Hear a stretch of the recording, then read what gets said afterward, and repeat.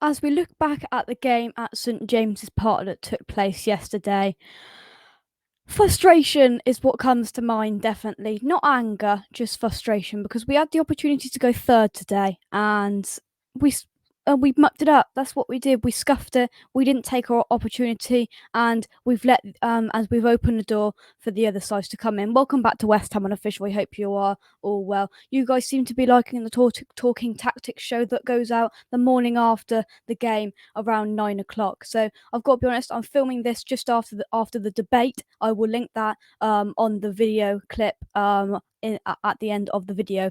But we had a big debate about about who's going to get top four with Liverpool fans and with West Ham fans. So check that out. I'll put it at the end of the video.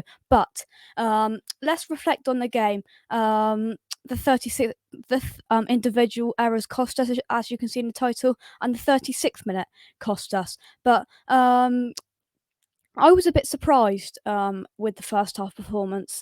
We didn't come out with our usual flow. We didn't get the ball to Lingard to run up the pitch. Lingard wasn't himself, and in the midfield, everything was bypassing Noble. And Souček didn't have the ability. He didn't have the license to push forward. He seemed to, get the ball and just not quite want to go forward because he knows that we are then left not covered in the midfield, and then obviously if Sam Maxim runs at you, you're in trouble. So he didn't quite have the license to go forward and drive as Rice does when he's in the starting lineup, which is understandable, and that's what we had to do because we had Noble in there instead of Rice. That's not a Noble bashing show, but the game bypassed him today. I think that's fair to say. So let's get on to the 5 minutes that cost us. Two individual errors from, firstly, from Dawson. So the first yellow card that Dawson got was in the 11th minute, and it was a tactical foul that I think all West Ham fans can, accept and take. We were in a dangerous position. It was 2-1, 2-1-2, and I didn't fancy Noble on St Maxim in front of goal. So Dawson made the tactical decision to take I think it was Joe Linton down just before he passed it to St Maximan, and he got a yellow card for that, which was fair, and I think it could have prevented a goal. But then I just thought, you've got to stay on your feet now, Dawson. You've got to be careful. I mean, you've got nearly all of the game. You've got a half and most of the first half to keep yourself, to defend well, but don't commit yourself because you're going to get sent off. And that's what he did in the 36th minute. He took the man down, and it was a blatant yellow card. Unfortunately, I mean, the man did flop right over like that, but it was really unfortunate for Dawson. It's the Dawson that we expected when he came to West Ham. He's been fantastic, and I'll be the first one to tell you that. But it's creeping into him. He's now got a 1-match ban, and it's disappointing because Ogbonna is coming back. He didn't look fully fit today. Ogbonna 75% at best.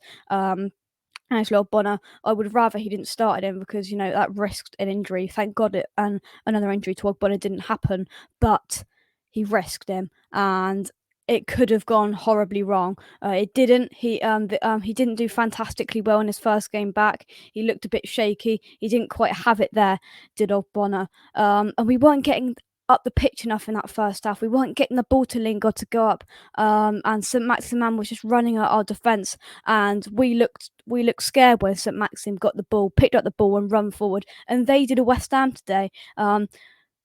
They sat back and then caught us out on the break with Almiron with St Maxim as well, and they caught us out, and they did. They looked really, really lethal on the counter-attack, as we have done all season and as we've been doing. And they did a West Ham performance, and it was successful for them.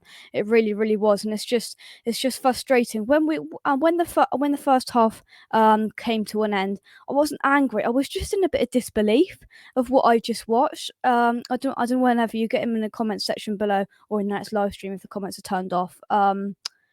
I was just a bit of disbelief that we were losing 2-0 and we just weren't getting the flow and what had happened. Because I mean, the second goal, it was the ball came in from a corner. Fabianski caught it and dropped it, and then it was just a tap in for Joe Linton. He buys goals. He likes to buy goals, Joe Linton, and that was. I don't think he'll get an easier one this season or in or in the rest of his career.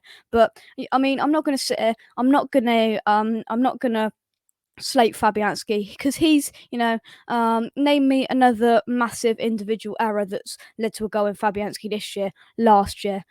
I don't think there is one. So you can't. You can't. I mean, I've seen people say Fabianski out. We need a new keeper. Yes, we're going to need a new keeper because he is getting on a bit, but he's still our first choice keeper, and he will be until the rest of the season and perhaps next season as well. I mean, that's the first big blunder that he's made for a long, long time. And I mean, they're human. Goalkeepers, they're prone to make a mistake every now and then, and he doesn't make many of them, and one was a day. And it was just unfortunate that it's in the that those two, because we haven't had an individual error leading to goal this season off the top of my head in the whole of this whole season. I mean, just a time to do it. Our biggest game, our biggest games for a long, long time.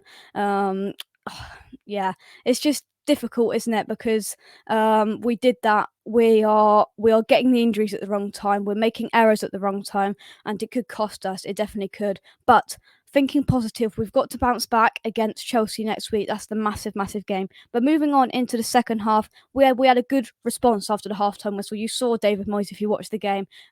When the second goal went in, there was fire in his eyes. He was fuming. I would not have wanted to be in that dressing room for those 15 minutes in the half-time break. And there was a bit of urgency. There was a bit of a glimpse of what we've seen this season in the West Ham United performance in the second half, and we got the 2 goals back. A good header from Diop and a penalty where Souček tried to head the ball, and Kieran Clark's arm was like this. It touched it. Blatant penalty, and that was the right decision given by VAR. For once, we get a VAR decision to go our way, and it was right to go our way as well, definitely. And we got it back. If at that moment we had the momentum, Lingard took the penalty off the post and in 2-2 on the 80th minute, we looked like we were going to go and win that game. And we sat back then. I think Moyes is more annoyed that we sat back. We let them come at us. We let them run at us, and it was a big turn of events for Johnson because he was probably a match winner if we would have gone at the other end and scored when they were breaking through and he cleared the ball off the line. But then the goal, Joe Willett scored it. The ball came in and Johnson didn't move. He didn't see his man. I don't think he didn't react. He didn't try and win the header. He let Joe Willett have a free header and put it into the back of the net. So a big turn of events for him, and that just brought us all back down. We were like, I was in disbelief that we got it back. We thought this is the West Ham that we've seen. Absolutely fantastic that we've got this back. We are finding a way to pick up points, but then it just came back down and it shattered our dreams of getting a point up there. We just don't win at St James's Park. A bogey team, a bogey side for West Ham United.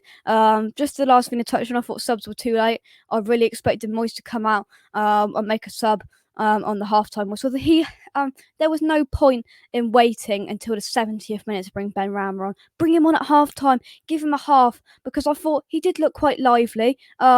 He skilled past a few players. The first thing he did, he brung us up the pitch. He looked dangerous. If only he would have had 45 minutes to show off, and what a time it would have been for him to get his first goal. But he just didn't have enough time. Subs were too little, too late, and it was very, very unfortunate that Moyes didn't go for it and say, you know what, our goal difference isn't great. We might as well go for it and see if we can get a point back, 3 points, whatever. But we got 0 points, and we come back to Chelsea next week in another massive, massive game. 6 games to go. We're currently still in the top 4. I mean, this could change when Chelsea play and when Liverpool play, but we are still in the top 4. We've got to think positive. I mean, Declan Rice is on his way back. We saw him on a treadmill today jogging, so he's on his way back. There's got to be some positivity. Hopefully Lingard can get back to his best next week against Chelsea, because we're going to need him. But anyway, thank you very much for watching. Subscribe to the channel if you're new. Hit the like button. I'll be back very, very soon for a brand new video. If you've enjoyed the talking tactics, put a comment on the community tab. I'll put a post out if you've enjoyed it. I'll keep on doing them because I quite enjoy doing them. So thank you very much. I'll see you very, very soon, and goodbye.